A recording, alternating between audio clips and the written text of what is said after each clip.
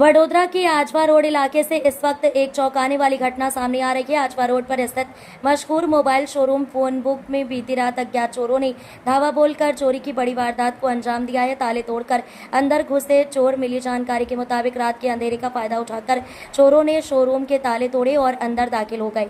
प्राथमिक अनुमान के अनुसार चोरों ने शोरूम में रखे आईफोन, सैमसंग, वीवो और ओप्पो जैसी कई प्रीमियम कंपनियों के लेटेस्ट मॉडल के मोबाइल फोन्स पर हाथ साफ कर दिया है। पुलिस जांच में जुटी। इस घटना की खबर मिलते ही आसपास के व्यापारियों में हड़कंप मच गया है। फिलहाल शोरूम मालिक द्वारा पुलिस में शिकायत दर्ज कराने की प्रक्रिया चल रही है। पुलिस अब आसपास के इलाके के सीसीटीवी फुटेज खंगाल आरोपियों को पकड़ने की कवायद शुरू करेगी। वडोदरा में लगातार बढ़ती चोरी की इस तरह की घटनाएं अब पुलिस की सुरक्षा व्यवस्था पर भी गंभीर सवाल खड़े कर रही है। रात्रे 2:50 થી લઈને 3:15 ગાળામાં ચોરી થયેલ છે। કેટલા મોબાઈલની ચોરી થઈ છે? ફોન 50 ઉપર છે।